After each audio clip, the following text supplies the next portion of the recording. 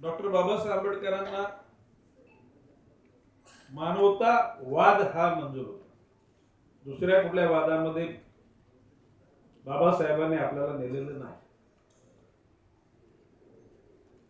एकूणच अंधश्रद्धा ही बाबासाहेबांना मंजूरच नव्हती. ढोंगीपणा त्यांना अजिबात मंजूर नव्हता. श्रद्धा ही मनातून असायला लागते, वागण्यामधून असली पाहिजे. दिखाऊ श्रद्धा ही दिसते. काही लोकांचं वागणं, चालणं, बोलणं, त्यांचं नमन करणं हे मी तुम्हाला सांगायला पाहिजे काय? म्हणजे माझ्या बोलण्याचा शब्द तुम्हाला समजतो का? नाही समजतो ना? हा.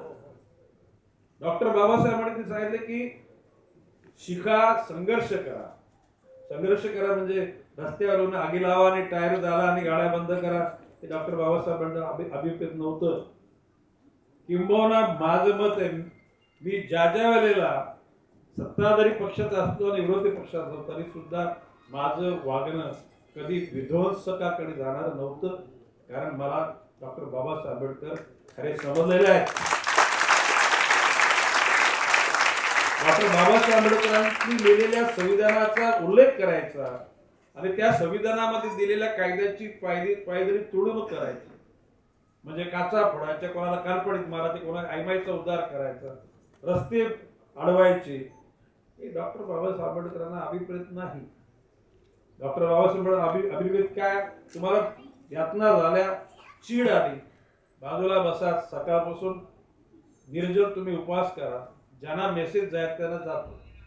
निर्लज्ज असलेले सत्ताधारी कुठल्याही पक्षाचे असो, त्यांची मन गेंड्याच्या कातडीसारखी असतील तर त्यांना तुम्ही मेलात तरी त्यांना त्याची काही निश्चितपणे क्षती लागणार नाही. आणि म्हणून बाबासाहेब आंबेडकर सेन्सिटिव्ह होते, भावुक होते, कर्मठ होते. परंतु कुठल्या दांभिकपणामध्ये, कुठल्याही प्रकारच्या असलेल्या रूढी परंपरांचं जतन करण्यामध्ये बाबासाहेबांना कधीच रस नव्हता. आणि म्हणून निर्लस जीवन जगलेले सर्वांनाच आपले वाटणार. आज छत्रपती शिवाजी महाराजांचा जसा संपूर्ण देशामध्ये किंबहुना जगाच्या पाठीवर सन्मान होतो, तद्वतच डॉक्टर बाबासाहेब आंबेडकरांचा सन्मान होतो जगाच्या पाठीवर. ज्या ज्या धर्मामध्ये साधू संतांनी चांगलं काम केलं त्या घटकांच्या विषयी लोकांच्या मनामध्ये आदर असो. आदर हा दिखाऊ असता कामा नये. डॉक्टर बाबासाहेब आंबेडकर लक्षात आलं का? त्याने जो गणवेश घातला तो बॅरिस्टरचाच घातला. म्हणजे त्याने लोकांना आदर्श दिला की तुम्ही माझ्यासारखे दिसा, माझ्यासारखे असा, माझ्यासारखे तुम्ही वागा. आणि आज म्हणून आज मगाशी म्हणजे डोक्यावरची मोळी गेली भीमा तुझ्यामुळे, थाली तर आली पोली तुपासहित भीमा तुझ्यामुळे. हे वर्णन केले, हे वर्णन खोटं नाही. महिलांना सन्मानित करण्याची भूमिका, पददलितांवर होणारा अन्याय दूर होऊन त्यांना समानतेची वागणूक देण्याची भूमिका, याचा नुसता आग्रह धरला नाही तर त्याकरता निग्रह करणारे डॉक्टर बाबासाहेब आंबेडकर. मग अशी म्हटलं की मंत्रिपदाचा राजीनामा देण्याची भूमिका घेतली.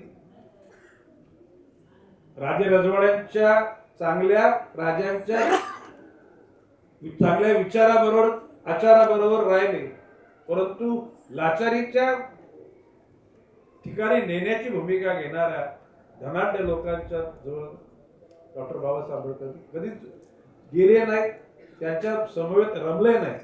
आणि म्हणून मी एकच सांगेन की शिकायचं असेल तर साधेपणा शिका. साधेपणा म्हणजे गणवेश असला तरी वागण्या बोलण्यामध्ये साधेपणा असला पाहिजे. फक्त ज्याला आपण सेक्युलर म्हणजे सगळ्यांनाच समानतेची वागणूक बोलताना नाही, तुमच्या जीवनामध्ये ती खऱ्या अर्थाने असली पाहिजे. आणि समाज इतका आता निर्बुद्ध न राहिला. समाजाला कोणाचं बोलणं, चालणं, वागणं हे सगळं समजतं. आणि म्हणून खोट्यापणाने वागणाऱ्या लोकांचा समाज कधीच स्वीकार करत नाही. आजकाल कशाला एक असं संस्कृत मध्ये श्लोक आहे, दुर्जनां प्रथम वंदे तदनंतरम सज्जन. म्हणजे दुर्जन माणसाला बाबा नमस्कार राम राम केला तो संध्या लगेच कानाखाली काढशील, पण सज्जन माणसाला तर आपण नाही त्याला चुकून नमस्कार केला तरी तो रागवणार. अशा प्रकारच्या ह्या वातावरणामध्ये सर्वसामान्य माणूस हा अतिशय समानतेच्या वागणुकीत पाहिजे. आता इथे मी बघितली बक्षीस वाटली, मला बरं वाटलं. सगळ्या धर्माची सगळ्या जातीची लोक होती ना, तुम्हाला आनंद नाही वाटला? ही डॉक्टर बाबासाहेब आंबेडकर. आणि म्हणून भविष्य काळामध्ये आपली नुसती प्रगती पुस्तकात नको, वागण्यात चालण्यात बोलण्यात सुद्धा प्रगती व्हायला पाहिजे. देशाचं नेतृत्व करणं, देशाचा उद्धार करणं एकट्या कोणाची ती मिराज झाली नाही. काळाच्या ओघामध्ये वेगवेगळी माणसं येतात, देश तोच राहणार आहे. सुदैवानं आपला देश संपन्नतेकडे वाटचाल करतोय. त्याच्यातला काही दांभिकपणा, खोटेपणा हा दूर केला पाहिजे. आणि तो दूर झाला तर डॉक्टर बाबासाहेब आंबेडकरांच्या विचारांना खऱ्या अर्थानं आपण त्यांच्या विचारात सरशी वागायला लागलो असा निश्चितपणे आपल्याला आनंद वाटेल.